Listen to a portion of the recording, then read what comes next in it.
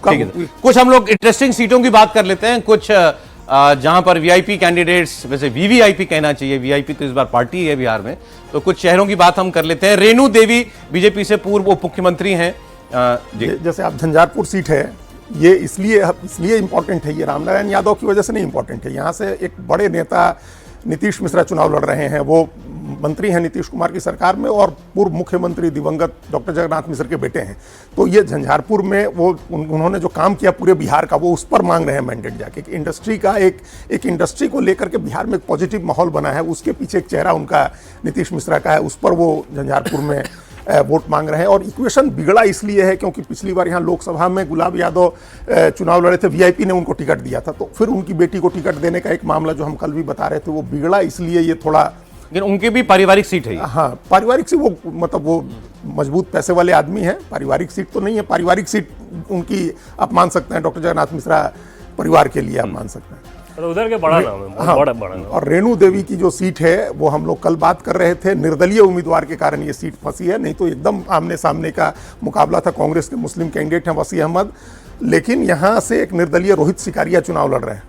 बड़े मतलब उनकी पत्नी वहां से मेयर बेतिया की, और बिहार में सबसे ज्यादा वोट से विनीता शायद उनका नाम है, वो जीती थी। ये दोनों भाइयों की जोड़ी का, ये आपने सामने जोड़ी नहीं, आमने जोकीहाट से शाहनवाज आलम आरजेडी से हैं, सरफराज आलम जनसुराज। और आप कल कह रहे थे कि जनसुराज अगर कोई सीट निकालती है तो उसमें एक ही हो सकता है। हाँ, ये सरफराज आलम वाली सीट हो सकती है, क्योंकि यहाँ इनके प्रति थोड़ी सहानुभूति है। इनके बारे में एक धारणा है कि बहुत हाई हेडेड आदमी है ये, तो इसकी वजह से लोग जुड़ते भी हैं, फिर लोग दूर भी होते हैं। और दूसरा, इस बार इनके प्रति थोड़ी सहानुभूति है। ये एमआईएम से लड़े थे, पहले एमएलए रहे थे, तो इनके प्रति एक सहानुभूति है वहाँ। एमआईएम ने वहाँ नया कैंडिडेट दिया हुआ है। इस लड़ाई में कई लोग ये भी कह रहे हैं कि अगर जो 30% के करीब हिंदू वोट है, अगर वो पोलराइज हो जाता है, मंजर आलम जो जेडीयू के उम्मीदवार हैं, तो क्या पता इन दो भाइयों की लड़ाई में कुछ उनकी लॉटरी खुल जाए जेडीयू की। सौरभ, यह सीमांचल में कई सीटों पे ऐसा हो रहा है, जैसे बलरामपुर, कटिहार के बलरामपुर में 68% मुस्लिम है, फिर भी एनडीए वहां मान के चल रही है कि हम बहुत अच्छी स्थिति में 68% मुस्लिम वाले सीट पे, क्योंकि कई सीटों पे वहां पर ट्रायंगुलर फाइट हो रही है। और वहां क्योंकि मुस्लिम बहुसंख्यक है, तो आमतौर पर बहुसंख्यक माइंडसेट में वो चीजें रहती है कि बहुत ज्यादा वो परवाह नहीं करते।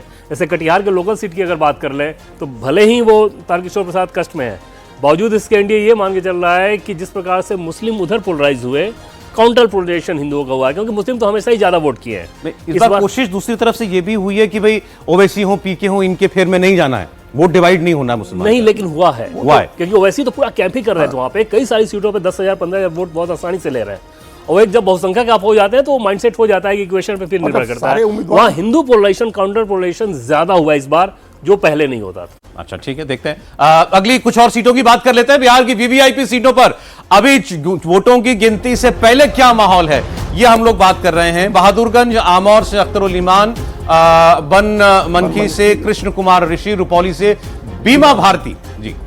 ये तो प्रदेश अध्यक्ष हैं, इनके बारे में हम लोगों ने बात की है। एमआईएम के ठीक-ठाक चुनाव लड़ रहे हैं, अच्छा चुनाव लड़ रहे हैं। इनको पिछली बार भी बहुत बढ़िया वोट आया था, लोकसभा में भी अच्छा वोट लेके आए थे। तो ये एक सीट होगी जो जहां एमआईएम उम्मीद कर सकती है कि हम जीत जाए। ये भी उनकी सीट है, एमआईएम की पहले से जीती हुई सीट है, और जीती हुई सीट है एमआईएम की। तो अगर अगर वो हारती है एमआईएम वहां, तो ये एक गेन होगा महागठबंधन के लिए। जो हम लोग बात कर रहे हैं कि सीमांचल में महागठबंधन जो गेन करेगा, अगर एमआईएम को नुकसान होता है, तो उसमें एक बहादुरगंज की सीट हो सकती है। और अगर ये अख्तरुल ईमान जीते हुए अगर ये किसी वजह से हारते हैं, तो ये भी एक गेन महागठबंधन का होगा।